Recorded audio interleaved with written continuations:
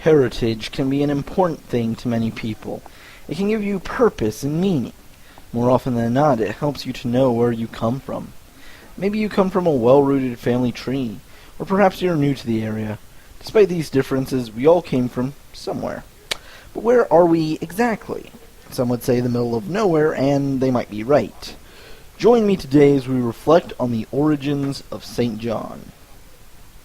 Much of our information has come from the book No Cyclone Shall Destroy by Cleland Cole and Helen Malin Ruber. Before the settlers were here, Native Americans, under the leadership of Santanta, made this their home. From a map in the book No Cyclone Shall Destroy, we can see a couple of the lookout hills used by these people. The first is Pilot Knob, south of Stafford, which has been overgrown by trees. The second is located west of the four-way stop north of Stafford on what many call the 4th Street Road that leads to Hutchinson. With all of its trees, St. John could be called a forest by some, but those trees didn't exist when our founders first settled.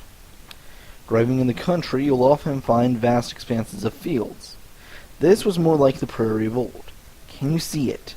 Just imagine the vast expanse of grassland our founders met. Buffalo wallows and bones dotted the rolling plains, and little creeks wound through the valleys. In some places the grass grew thick and lush, and others where the prairie had been burned off, dust was thick.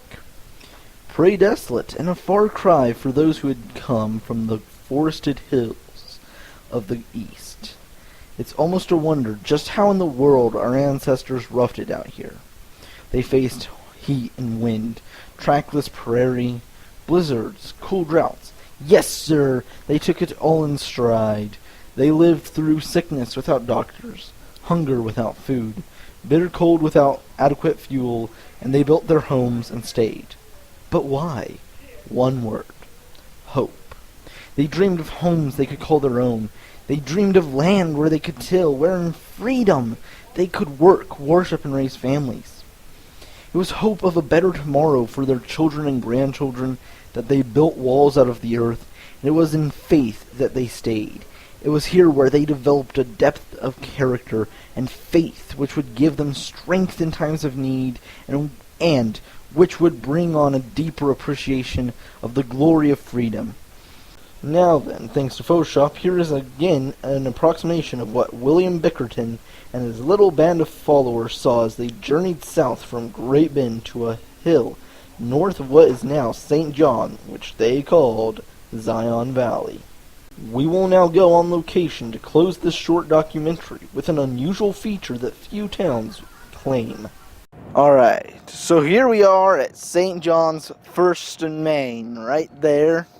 Now many towns have a 1st Street, but St. John's 1st Street is the 38th parallel, which means that at one point everything to that side of this street was Barton County, and that side was Pratt County, because we didn't exist then, but we do now.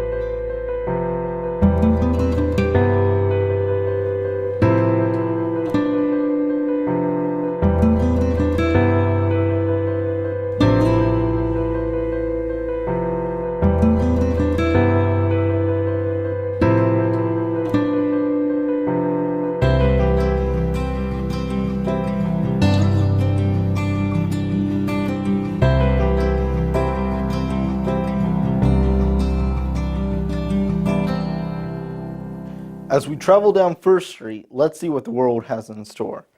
First, we cross over into Missouri, then Illinois, Indiana, Ohio, Kentucky, Maryland. Then we fly across the sea over to the islands of Azores. Then, after that, we hit Portugal and cross over into Andalusia, Spain, over to Italy for Sicily, and of course the tip of Italy's boot. Then it's off to Athens, Greece, the cradle of democracy. Then over into Turkey, and then of course the mountains of Arat, northern Iran, southern Mongolia, northern Tibet, across the Great Wall of China and into Xinjiang, China. And then, now this gets exciting, because over here, what we have is, our first street is the 38th parallel, and that means we basically have a first street that is the dividing line between North and South Korea. After that, it is north of Tokyo, Japan, across the Pacific, and into California, somewhere in between San Francisco and Sacramento, Nevada, Utah, and then, of course, Pueblo, Colorado, and back home for some Pueblo Nuevo.